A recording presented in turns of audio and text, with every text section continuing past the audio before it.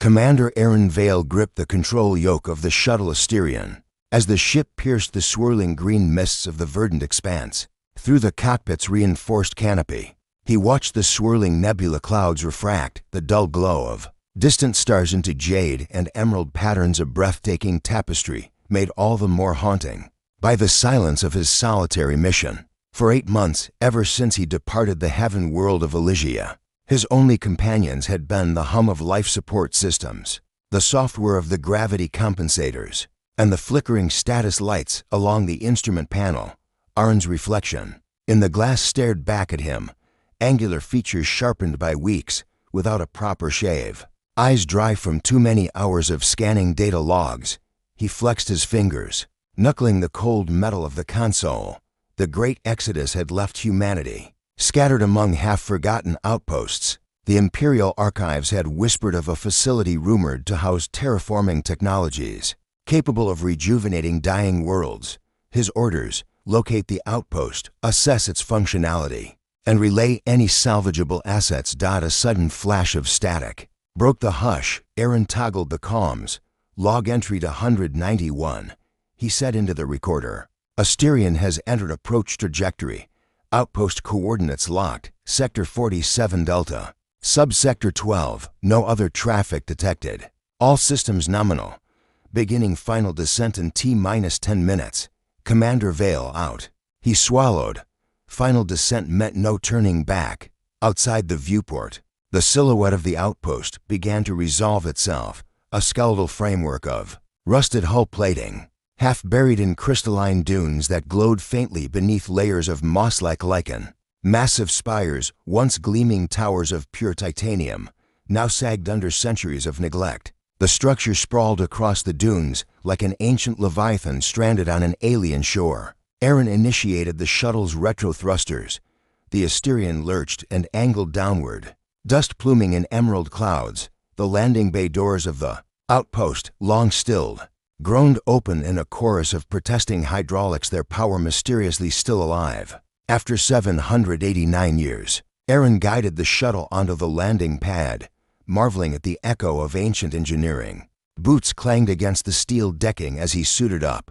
Inside the EVA chamber, the hiss of pressurized air was a welcome contrast to the emptiness beyond. Aaron's visor sealed, and he cycled his scanner to life. Streams of data scrolled across the HUD. Ambient temperature, atmospheric composition nearly breathable, thanks to traces of greenhouse gases seeded by the station's old life support arrays. Structural stress readings hovered dangerously high in some corridors, but power reserves still pulsed through the main conduits. Stepping onto the outpost's platform, Aaron felt the vibration of the station's residual energy through his boots. The corridor ahead was draped in vines of bioluminescent flora, their tendrils wrapping themselves around retracted sensor rays and shattered control consoles. Faded warning placards in the old galactic common tongue warned of radiation leaks and biohazards. Whoever posted them had not returned to update after the exodus. He swept a handheld scanner over the walls. Data flickered. Circuitry, 14% capacity. Life support, OFF hibernation bays, active. A chill ran down his spine at the last reading. Active hibernation bays? Why would a decommissioned terraforming outpost preserve its stasis systems? Aaron paused at the junction of 3 corridors. The scanner showed a single, faint life sign deep in the eastern wing. His breath caught. Protocol dictated caution, but curiosity propelled his steps. He chose the eastern corridor. Fluorescent panels, hanging at odd angles, illuminated the passage in emerald light. The hush was almost holy, every footstep raising motes that glowed and danced before drifting away. At intervals, broken viewports looked out onto the dunes, where the bioluminescent ground cover seemed to pulse like living veins. Finally, the corridor opened into a vast atrium, the sanctuary. The ceiling, a geodesic dome of transparent alloy, had long since cracked, yet the interior remained sealed airlock systems stubbornly, preventing the vacuum from claiming the chamber. Below the fractures, bioluminescent vines cascaded in curtains of pale green light. At the center stood an octagonal dais of polished obsidian, the hibernation platform. Aaron's scanner blared to life. Life sign, 1. The pulse was steady, slow like a heartbeat ticking centuries in stasis. He crouched beside the days, examining the sealed stasis pod. Its surface was etched with an imperial crest, a double phoenix rising from Star S ashes. His jaw clenched. The crest belonged to the Starward dynasty extinguished over 7 centuries ago. Their Empress lost to legend. He ran a gloved hand along the gold filigreed lapels of the pod. A tactile panel slid open under his touch, revealing a control interface. Arn's fingers hovered over the activation sequence, hesitating only for a breath. With a click, the pod's terminus hissed open. Wisps of inert gas spilled onto the days as mechanical arms retracted. Layers of crystalline struts, a figure lay. Within, a woman draped in silvery robes. Her skin was pale as starlight, and her long hair spun in slow arcs like cosmic dust. Atop her brow, a delicate circlet bore the same phoenix crest. Arn's heart thundered beneath his suit's reinforced chestplate. He watched the chamber's lights drain from red to a tranquil blue. As the life support rig revived her, monitors across the room flickered in sequence, systems coming back online after centuries of dormancy. The woman's eyes fluttered open. They shone with a deep violet luminescence, as though containing galaxies within. She took a labored breath, her gaze finding Arn's through the reinforced visor. "Welcome, Commander," she said, voice soft yet commanding. "I've awaited your arrival for 789 years. Arn's grip on the days tightened. Who are you?" He stammered. A faint smile touched her lips. "I am Empress Alara Viralis, last sovereign of the Starward dynasty, and you, Commander Aaron Vale, carry the promise of our rebirth."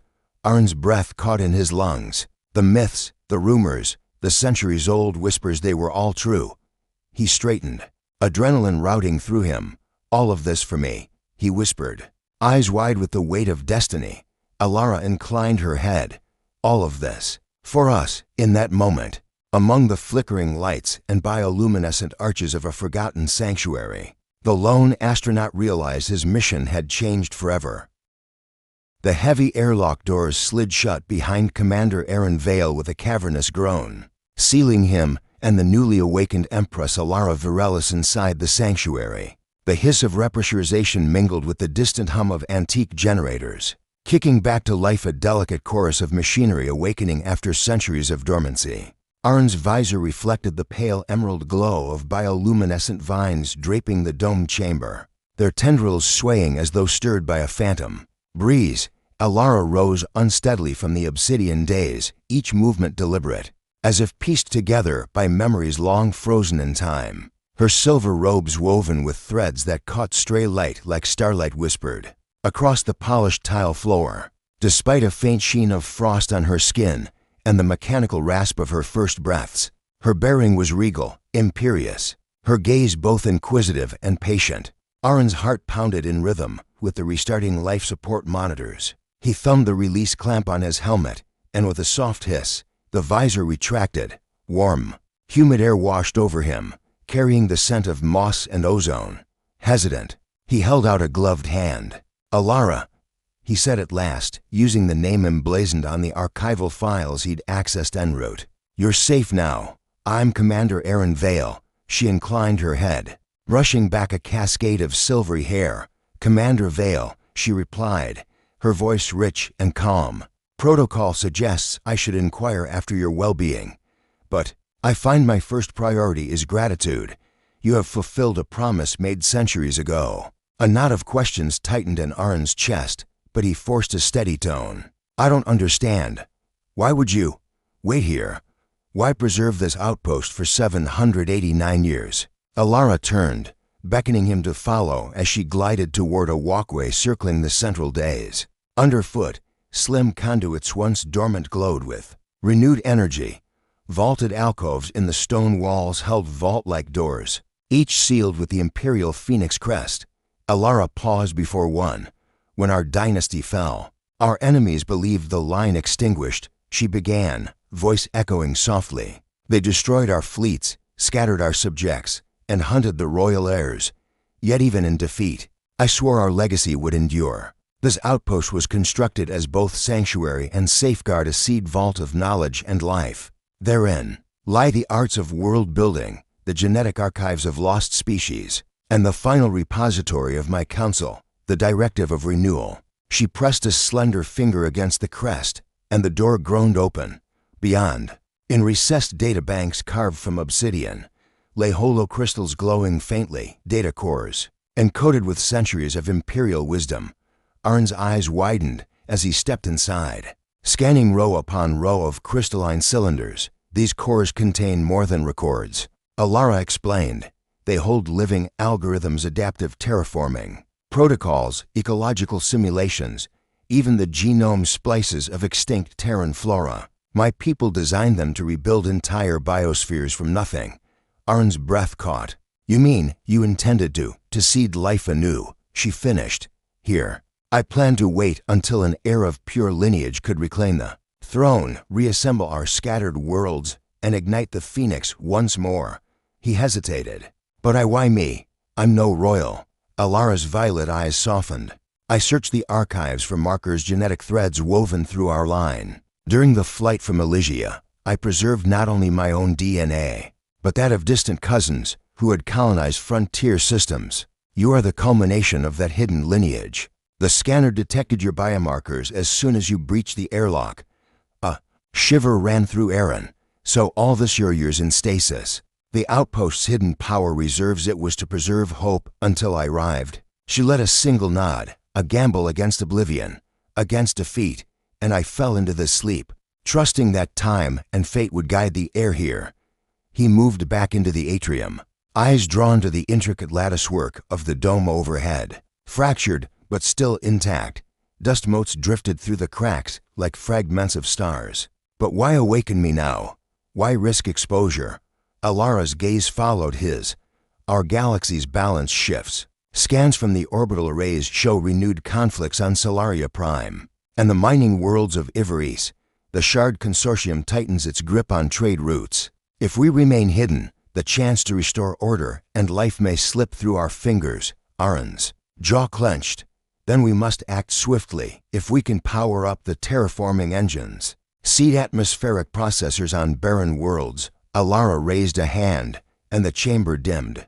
Holographic projections arched to life above the days, star, maps, colony outposts, ravaged ecosystems. He recognized the battered vestiges of once flourishing planets. Seas evaporated. Forests turned to dust, cities half buried in sand. These are the worlds that need us most, Alara said, tracing a slender finger through the holo constellations. This outpost's reach is limited. Its supplies finite. But if we can establish a network of relay stations, synchronizing terraforming cycles, we can rebuild habitats even in the harshest systems. Aloham grew as auxiliary reactors engaged, flooding the atrium with soft power. Pipes crackled, and far-off turbines whirred. Alara's lips curved in a satisfied smile. Time accelerates now. The eternal vigil concludes. Our journey begins. Aaron stepped beside her, determination settling deep in his bones. What's our first move? He asked.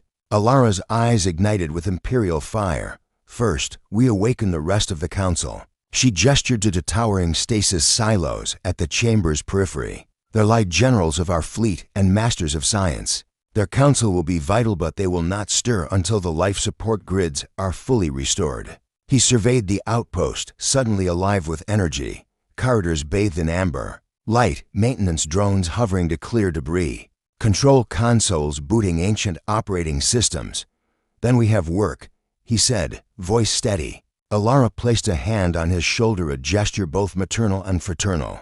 Welcome to your birthright, Commander. Together, we shall reignite worlds and reclaim an empire. As the first seed packets of alien flora were loaded into automated cargo freighters, and Empress Alara activated the cryptic directive of renewal, Aaron felt the weight of 789 years lift from his shoulders. In the flickering glow of the sanctuary, the lone astronaut no longer stood alone.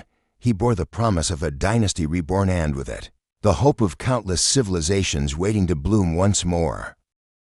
The great atrium lay bathed in amber light as the final power conduits hummed to life. Commander Aaron Vale stood beside Empress Alara Virelis on the polished obsidian dais. Watching holocrystals rotate in midair, each projecting scenes from a galaxy forever changed. Here, within the sanctuary's insulated walls, history unfurled in living color, battlefields smoldering beneath ash-gray skies, starliners engulfed in plasma storms, and the proud spires of the starward capital crumbling. Under siege, Alara drifted to one of the crystal projectors. With a gentle touch, she froze the image on a shattered throne room. "This," she said, voice low and reverent, "is Solara Citadel on the eve of our downfall. You will see my council, my family, and the faces I could not save." Aaron discerned the lone figure of the Empress herself, robes gilded with the twin phoenix sigils, standing resolute before a host of armored knights. An obedient hush fell over the days as he recognized the grandeur and the despair in her posture. Alara's violet eyes glowed with memory. We had just sealed the Treaty of 12 Suns, an accord meant to bring unity, yet envy and fear festered in the consortium's ranks. They struck at the heart of our alliance. She swiped upward. The scene shifted, warships of black and steel, unleashing volleys of antimatter ordnance. Across the Citadel's orbital ring, the projector zoomed in on a young lieutenant, her face flush with determination even as her ship's hull buckled under fire. "That is Commander Alicia Marvin, my closest friend and leader of our Royal Guard. She gave her life to ensure I escaped the catacombs."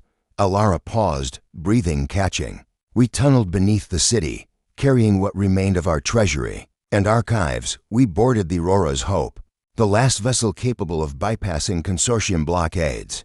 Aaron's gaze dropped to the days, imagining the chaos that must have reigned in the narrow passages. "Your escape, how did you reach the sanctuary?"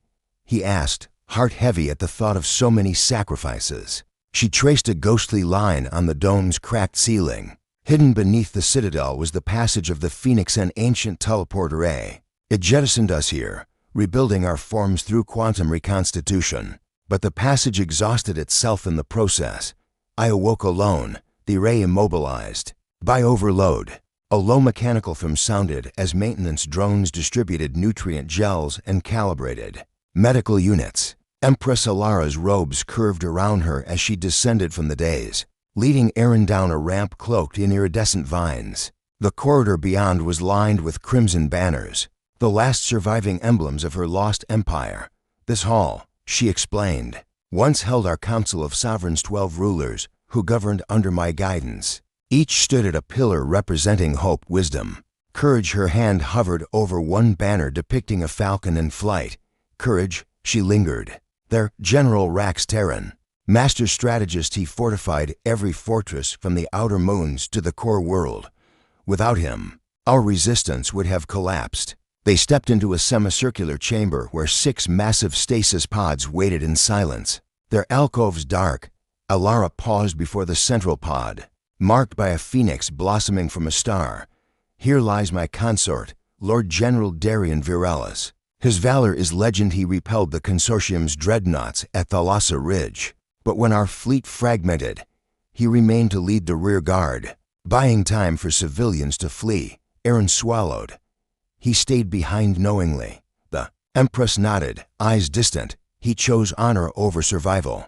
His final transmission still echoes in my mind. Live for me. Live for our people." She placed her hand on the pod's console. "I could not awaken them until the heir arrived. Their revival hinges on your presence." He pressed a reassuring hand on her shoulder. "Then we shall bring them back together." As his words settled over the chamber, the stasis pods illuminated one by one. Holographic readouts pulsed.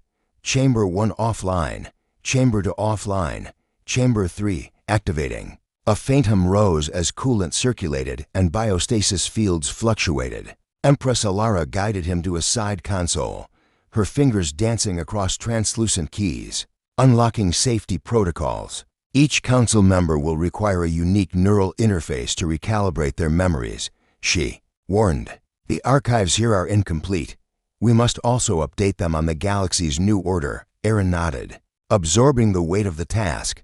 "Already the interface relays. We'll need fresh data streams from the network relays I'm deploying on Ivris Prime." She smiled, a flicker of hope in her ancient eyes. "Your skill with remote arrays will be invaluable." But take care, they expect only satellites and mining platforms in those systems. A fleet emerging in the skies might draw immediate fire. Together they crossed the marble floor, stepping beneath a vaulted ceiling inscribed with runes of binding and renewal. Projectors overhead painted the runes in shifting patterns, part cipher, part prayer, impenetrable to all but those consecrated by bloodline. Alara, Aaron began. What of the people, those who escaped on the Aurora's Hope? Where did they go? Her expression shadowed. Scattered among the frontier, some to New Helios cluster, others to the broken moons near Vega. I left behind a fleet of 10 colony ships, each bearing families, scholars, and children. They were to rendezvous at Heaven World Elysia, but contact ceased after the exodus. He clenched his fist. We'll find them. We'll bring them home. She placed a gentle hand on his arm. First, let us restore the council. Their wisdom will chart our path. Then, with the directive of renewal and the maps encoded within these holo crystals, we will awaken our people, unite them under a banner of hope, and rekindle the Starward dynasty. The stasis pods glowed brighter as structural shields retracted. A deep rumble echoed as pneumatic systems engaged.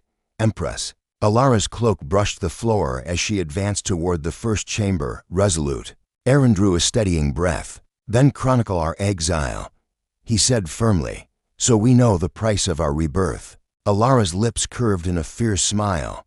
And so the phoenix may rise again. As ancient seals cracked and the stasis fields dimmed, the air filled with the scent of ozone and destiny. Somewhere, beyond the reinforced doors, the galaxy tensed on the cusp of a reckoning 8 centuries in the making. In that charged silence, Aaron Vale, the unwitting heir, and Empress Alara, the exile returned, stood ready to reclaim their history and forge a future from its ashes. The amber glow of the sanctuary's main atrium flickered as auxiliary generators hummed into full power, casting long shadows across the vaulted arches. Commander Aaron Vale stood at the head of a circular war council table, flanked by 6 figures. Newly awakened from stasis, each bore the weight of centuries in their eyes, but now moved with renewed purpose. Empress Alara Virella surveyed them, her regal bearing undimmed by the long years in hibernation. General Rax Terran, Alara began, motioning to a broad-shouldered man whose silver hair was tied in a tight braid. The Shard. Consortiums. Blockade patterns have shifted.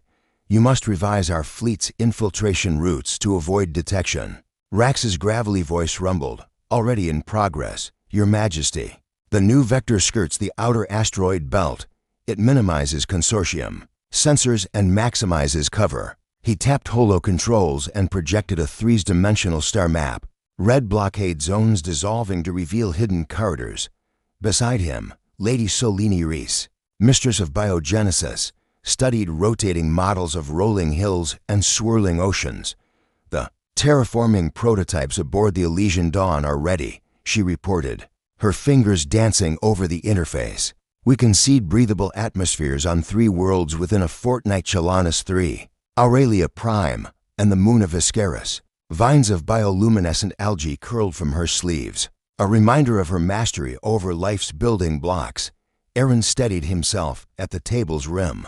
My remote arrays on Ivris Prime confirm safe landing zones. Supply shuttles are primed to deploy the initial terraforming pods. He pointed to pinpricks of light on the map, tiny green beacons glowing across barren planets. With sustained power, we'll have self-sustaining biospheres within 2 cycles. Empress Alara's gaze softened as she placed a hand atop Aaron's. And while worlds awaken, we must also rekindle the flame of our scattered people. Communications arrays on the Aurora's Hope will broadcast the Imperial sigil across the frontier. Let it be a beacon calling home those who fled so long ago. A chorus of agreement rippled through the council. General Darian Virelis, the consort whose stasis pod Aaron had vowed to activate, stepped forward. His voice was a tempered steel. I will lead the vanguard squadron. We will escort the supply convoys, defend the terraforming sites, and secure our footholds against consortium raids. As plans solidified, the chamber's massive doors groaned open.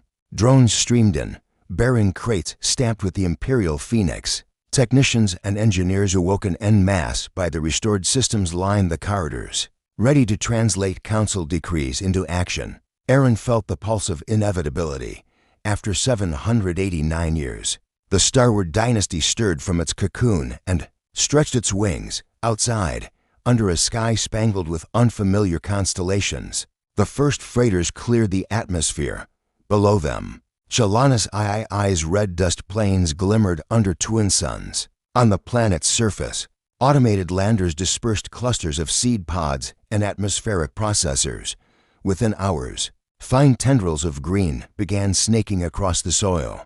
Breathable oxygen ticked upward on remote sensors. In orbit, the Vanguard squadron executed flawless maneuvers, evading consortium interceptors. Squadron leader Lyra Kale broadcast a rallying cry over open channels, her voice crackling with exhilaration.